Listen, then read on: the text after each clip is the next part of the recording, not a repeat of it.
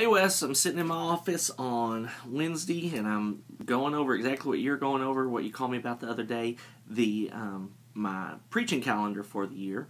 And so I thought, man, this is how I do it, and I'll just share with you how I set it up. It's the easiest way for me to get it all out. So I apologize for the video, but it's just a whole lot easier than writing it out. Starting out for you, I really like doing books of the Bible. Man, I want to strongly suggest it for you for a couple of reasons. Number one, it really does force you to deal with some issues that you probably would not normally deal with. Everybody does a marriage series. Very few people actually talk about divorce, which is huge in the church. So we need to, if we go through the books of the Bible, it will cause us to deal with some topics that we normally wouldn't. Secondly, for me, man, I am not the type of person that is creative with a blank slate. I need something to go with. And so by just going in and looking at the next text and what it has to offer and having to study it that way, it really frees up a lot of time for me. When I do short series, which we'll talk about in a second, it takes me a long time just to decide on what I'm preaching on, long before I ever get to my studying or anything else. So that's why I go through books of the Bible. But in going through books of the Bible, don't let that dictate how the church operates in its natural cycle. It really will fail you at that point. My favorite example is Melinda and I. We went to a buddy of mine's churches. We were only been married just a little bit, and we went to his church on a Mother's Day, and his pastor was preaching through Revelation, and he preached on the whore of Babylon on Mother's Day. That's bad. Don't let whatever's next dictate what needs to happen in the life of your church. God put you in and gave you that vision, and so you know those things. So as you're going through, think through, have your preaching calendar and the church calendar, and also you and Audra's personal calendar side by side, so you can figure those things out. Here's what I would do. First, look at your big days. We have big days that we emphasize the most of the church. We're going to get the most guests and the most consistent growth over.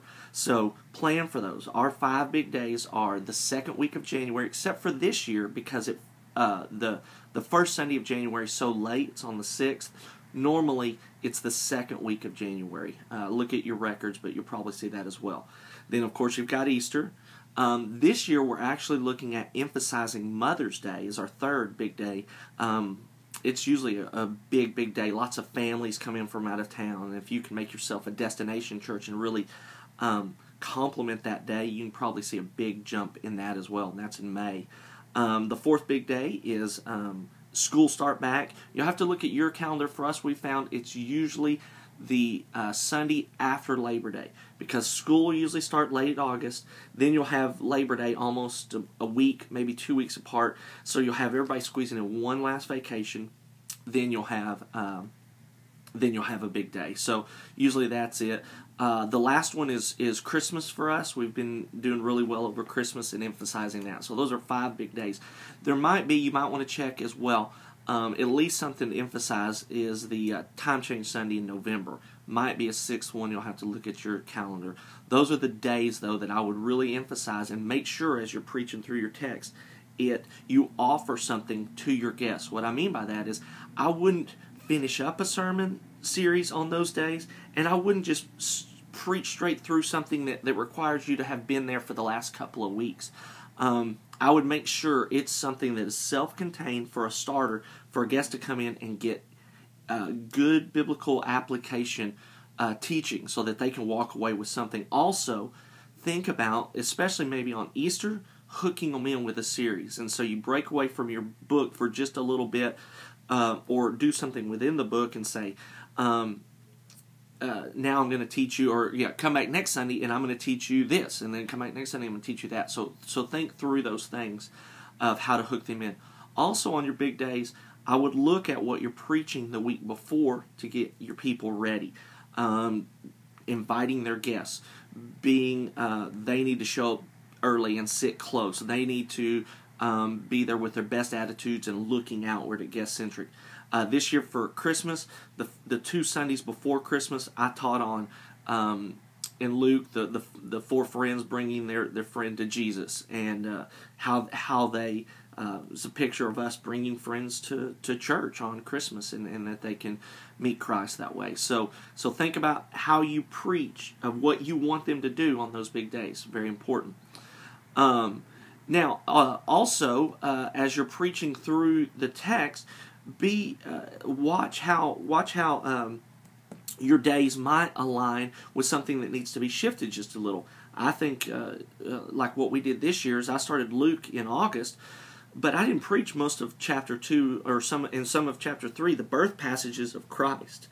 And I just told them I'd go back with that in December. So just look at your calendar and how that works out. It doesn't have to be straight through if it doesn't work best. Now, also in planning your calendar, don't look at big days, just look at small days. There's going to be some days where attendance is down. That's where you need to have some other people in the pulpit, developing new preachers, and also you taking time off. Take time off when there's 300 people there, not when there's 600. Big difference. So those days are the first Sunday of spring break. I usually take that Sunday off. Of course, just how your calendar falls as far as school dates.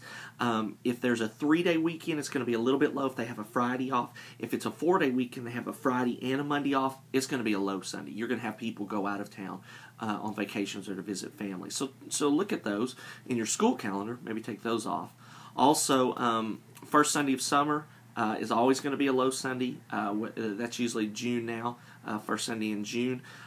July 4th holiday, just depending on how it falls. This year in 2013, it falls on a Thursday, so shouldn't affect it as much. But still, look at that. You might want to take that Sunday right after that off. But certainly if it falls on a weekend, that's going to be a low Sunday. Look at taking that off. I actually am going to take off this summer 3 or 4 weeks in a row in June. I wouldn't necessarily tell you to do that at first, but it is something to look forward and to work towards. You take a week off and you just recuperate, and then you start working and praying, but doing it at a different schedule at your house, not in the office, not doing any paperwork, any administration, really visioning and praying for your church. It's really helpful. And you can get your guys to preach some for that as well. Then you need to look at a low day is going to be the Sunday after Christmas. This Sunday, we had the worst, this last Sunday of Christmas, probably the worst attendance we've had of the year. When you know that, you're not stressed out. It's not a big deal. You combine services usually. I know Broadview does that, just has one service. That's a great Sunday for somebody to preach besides you, because it's the faithful, but it's a lot of energy because there's only a few people, or there's one service, so everybody gets to be together. So I would challenge you to look at preaching in that fashion as far as how you get your calendar together. Besides that, the Lord will lead you on what you want to preach. Don't ever shy away, though, from breaking out of text and preaching something that you know that is timely for your church. This is what we're doing right now. This is how we're doing it. Too many guys separate what's going on in the life of the church and the preaching calendar and don't combine the two, and that's just foolish. Use the pulpit to help them apply the Word of God in how it fits in your church right now. Inviting their friends, tithing challenges, volunteering and how they need to be invested in the life of the church, your groups and what that looks like.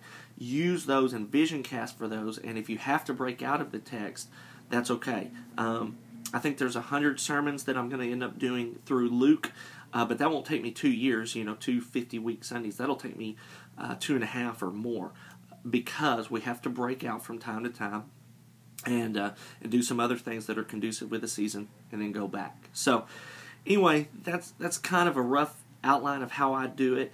If you have any questions or anything, I'm always available. But man, I love you, and I'm praying for you, and I'm excited about 2013 for Broadview. Have a great year, man.